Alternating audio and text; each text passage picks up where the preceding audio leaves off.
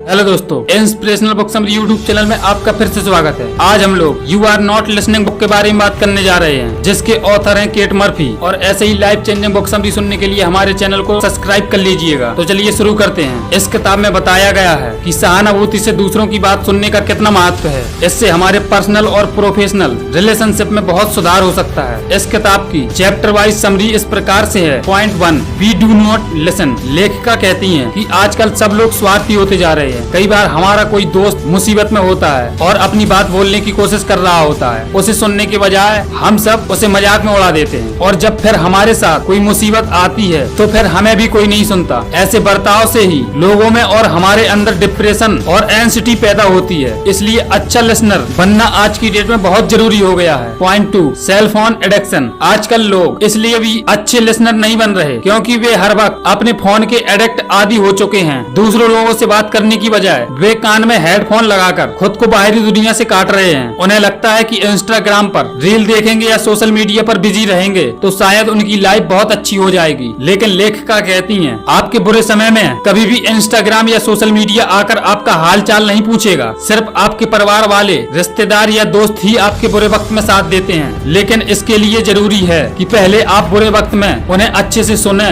समझें और उचित हेल्प दें। तभी आपकी बाकी लोगों के साथ अच्छी रिलेशनशिप बनी रहेगी, और जब आप पर बुरा वक्त आएगा तो फिर वे भी आपका साथ देंगे। Point 3, listen with empathy. लेखिका कहती हैं कि हमें दूसरों की बात एम्पैथी के साथ सुननी चाहिए। एम्पैथी का मतलब है दूसरों के दर्द को समझना। जब कोई अपनी मुसीबत बता रहा हो तो आप अपने फोन से ध्यान हटाकर बहुत ही गौर से उस आदमी की बात सुनिए। इससे उस आदमी को लगेगा कि आप उसकी बहुत इज्जत करते हैं और आप सच्चे दिल से उसकी सहायता करना चाहते हैं। इससे वह भी आपका मुरीद हो जाएगा। Point 4, bad listening. कई बार हम दूसरों की बात को ध्यान से नहीं सुनते और गलत समझ लेते हैं। इससे गलतफहमी हो सकती है और आपसी झगड़े भी बढ़ जाते हैं, जिससे लाइफ बहुत ही ज्यादा खराब हो जाती है। इस सब से लाइफ में खुशियां गायब हो जाती हैं और अवसाद तथा चिंता आदि बढ़ जाती है। इसलिए जरूरी है कि पहले दूसरे आदमी ने क्या कहा है यह सुनिए और उसे आराम से समझिए। Point 5, hearing versus listening. आगे लेखिका बताती हैं कि लिसनिंग और हियरिंग में फर्क है। हियरिंग का मतलब सिर्फ सुनना है, लेकिन लिसनिंग का मतलब सुनने के बाद उसे सोचना और तर्कसंगत तरीके से समझना होता है। इसके बाद आप एक उचित एक्शन लेते हो। मान लीजिए आपके दोस्त ने आपको कोई मुसीबत बताई है। पहले आप उसे अच्छे से सुनिए, समझिए और फिर एक उचित सलाह दीजिए जिससे उसकी मुसीबत दूर हो जाए या कुछ हद तक कम हो जाए। इसी को हम अच्छी लिसनिंग बोल सकते हैं। Point 6, listen to your subordinates. Office में भी आप अपने एम्प्लॉय की बात ध्यान से सुने।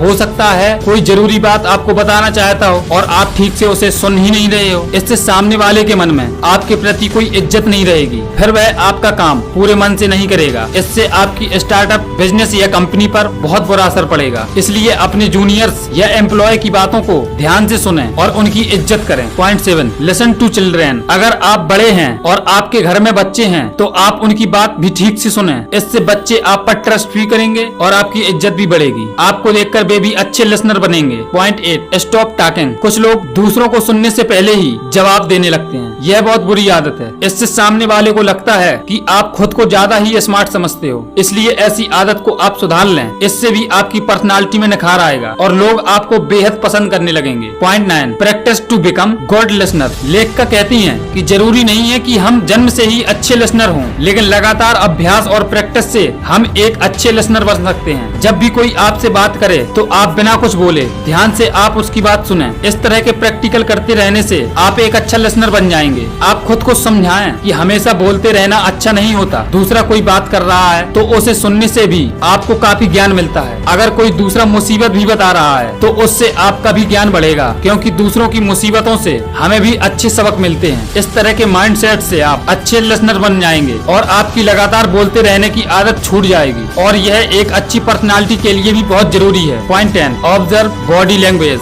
लेखिका कहती हैं कि अच्छा लिसनर दूसरों के बोलने पर ही ध्यान नहीं देता, बल्कि सामने वाले की बॉडी लैंग्वेज को ठीक से समझने की कोशिश करता है। कई बार आपके दोस्त मुसीबत में होते हैं और वे अपनी बात को ठीक से नहीं बता पाते, लेकिन उनके चेहरे के हाव भाव से आपको पता लग जाना चाहिए कि सामने वाला बहुत ही उदास या चिंतित है। इसलिए ऐसे समय में आप उन्हें बहुत ही लगाव और सहानुभूति से पेश आएं और उन्हें बताएं कि वे आप पर ट्रस्ट कर सकते हैं और अपनी बात खुलकर बता सकते हैं। इस तरह की बातों से सामने वाला सच में आप पर ट्रस्ट करेगा और फिर वह आपको हो सकता है सब कुछ बता दे। Point 11, keep secrets. कई बार अगर कोई आपसे कोई कॉन्फिडेंशियल बात करता है और आपसे कहता है कि उस बात को अपने तक ही रखें, तो सच में ही आपको उसकी बात अपने तक ही रखनी चाहिए और किसी से नहीं कहनी चाहिए, अन्यथा दूसरे का आपके ऊपर से विश्वास और ट्रस्ट टूट जाएगा और आगे से आपको एक अच्छा इंसान भी नहीं मानेगा। कुछ लोगों में यह आदत होती है कि कोई भी बात उनके पेट में नहीं टिकती और वे उन बातों को मसाला लगाकर दूसरों को बताते रहते हैं। कुछ लोग तो यहाँ तक कि झूठी अफवाह भी फैला देते हैं। ऐसी आदत पर काबू पाने के लिए आपको हमेशा प्रतिज्ञा या कसम खा लेनी चाहिए कि मैं इस बात को अपने तक ही रखूंगा, कॉन्फिडेंशियल बात किसी को नहीं बताएंगे। दूसरा ट्रिक यह है कि आप अपने ब्रेन से कह सकते हो कि यह कोई बड़ी बात नहीं है, यह बहुत ही नॉर्मल सी बात है, क्योंकि कई बार हम किसी बात को बहुत ही बड़ा बना देते हैं और इम्पोर्टेंट बना देते हैं। फिर हमें लगता है कि हमें किसी को बताना होगा, नहीं तो आप बेताब होते रहते हैं। इसलिए आप कॉन्फिडेंशियल बातों को नॉर्मल सा समझें और उनको ज्यादा बड़ा न समझें।